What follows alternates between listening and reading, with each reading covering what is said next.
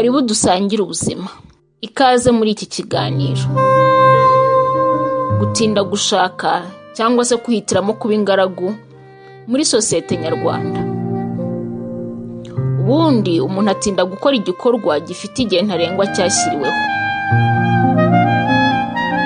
Tuvuze ku gushaka, mu muryango nyarwanda icyo gihe kigenda gihinduka uko imyaka igenda iza.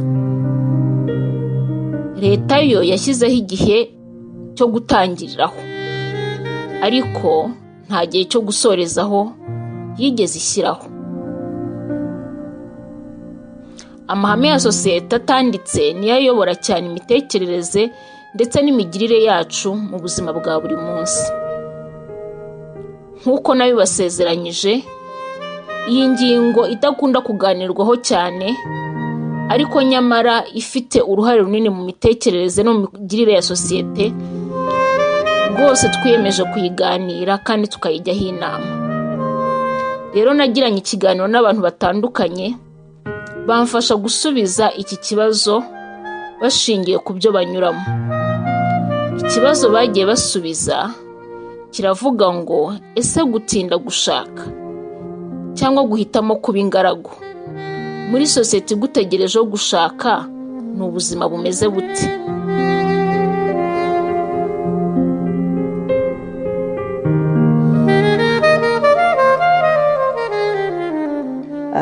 Nibwira cyane cyane muri sosiyete nyarwanda, ibyo ndi buvuge ni cyane cyane sosiyete nyarwanda, sinzi ko n'ahandi ariko biri, ariko navuga ko muri sosiyete nyarwanda cyangwa muri Afurika en general, icyambere basa nk'abagaragara nk'abakwiriye kugirirwa imbabazi cyangwa nk'abagushije ishyano, kuko bisa nk'aho hari intera yo mu buzima ikomeye cyangwa hari intambwe yo mu buzima ikomeye batashoboye kugeraho.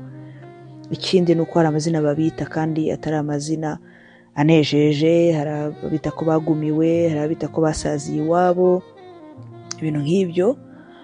Ibyo byose bikaba byatuma n'ingaruka ya gatatu navuga wenda nuko uwo muntu w'ingaragu ashobora gutangira kwibaza cyangwa kugira ipfunwe, akibaza niba hari ikibazo afite gituma adakundwa, niba yararozwe, cyangwa urumva hazamo andi mateori menshi yo kugerageza gusobanura impamvu icyo kintu atakigezeho, kandi bisa nkaho abandi bose cyangwa abandi benshi bakigezeho biboroheye.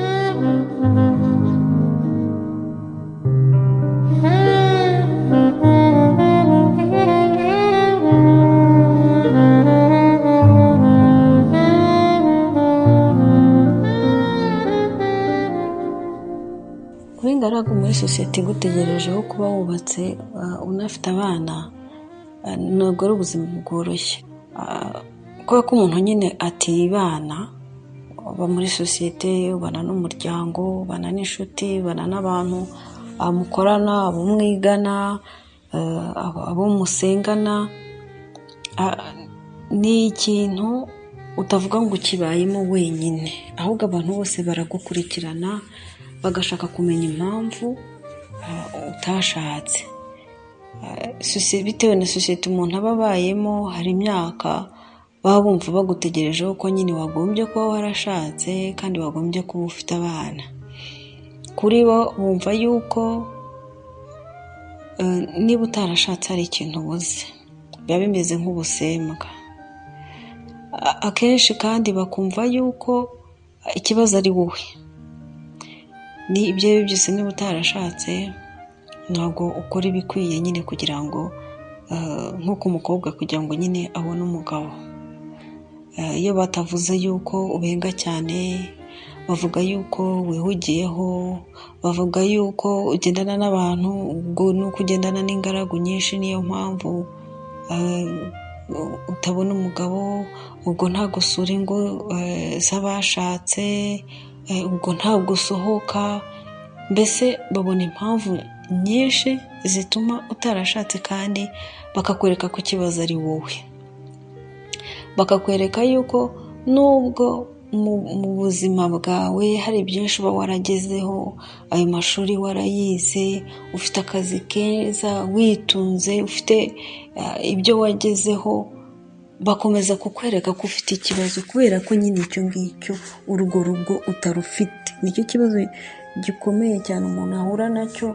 Ikindi ni uko bagenzi bawe, babandi mwakuranye, babandi mwagendanaga, za nshuti zitangira kugira ahantu zigushyira, bakagira ibintu bimwe navuga ngo baguhezamo. Urugero bakakubwira bati se tukagusura hehe ko nta rugo ufite, nk'aho uburara mu muhanda, ugakumva yuko ni inshingano zawe kubagenderera ariko bo ntibakugenderera. Ni inshingano zawe kumenya amakuru yabo, ni inshingano zawe kumenya abana babo, ariko kuri bo bagufata nubwo mwaba mungana mu myaka cyangwa ubaruta, bagufata nk'umwana kubera ko urwo rugo utarufite. Hari ukuntu bataguha agaciro ukwiriye kugira.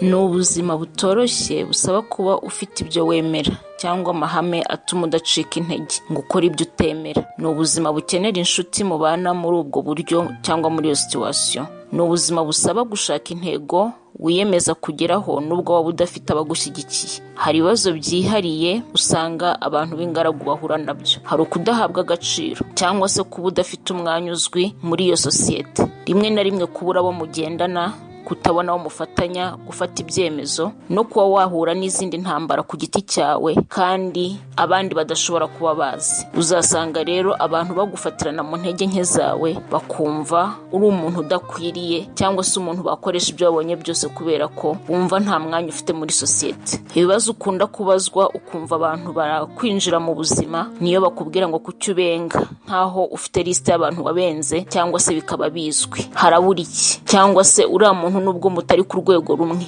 ntiwamwemera ariko ukazitunga. Ese ubundi wagerageje ukibyarira, utegereje iki?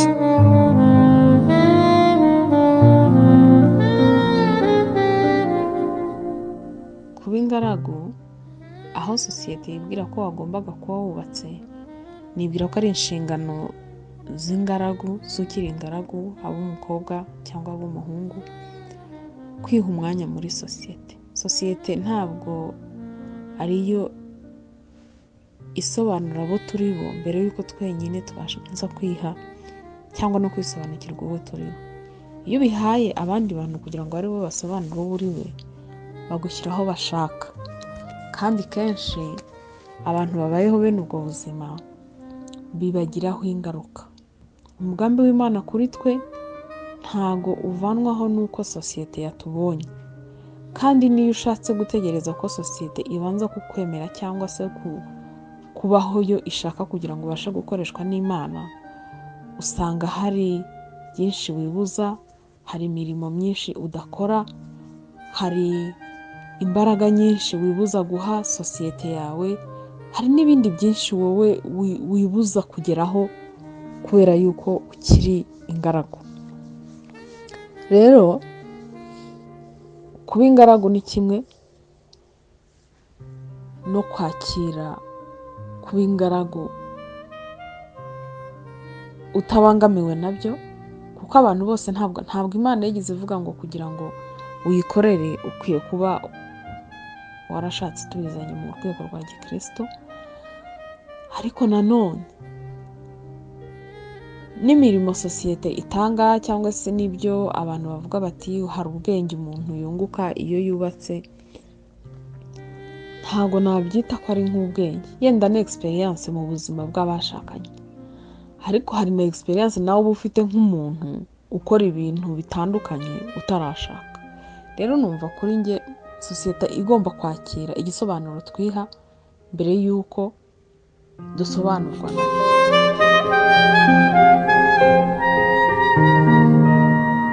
Nk'uko tubyiyumviye,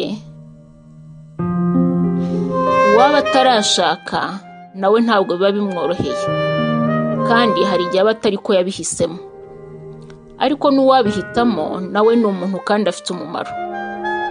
Ntibivanaho kuba ari ikibazo, cyane ku babyeyi bumva uba utaratanze umusaruro wari utegerejweho. Ariko nanone ntibikuraho ko uwo musaruro utanga mu bindi. Ahubwo ni kwa kundi ibyo twategereje iyo tutabigezeho tutabasha kumenya uko twongera guha icyerekezo ubuzima bwacu.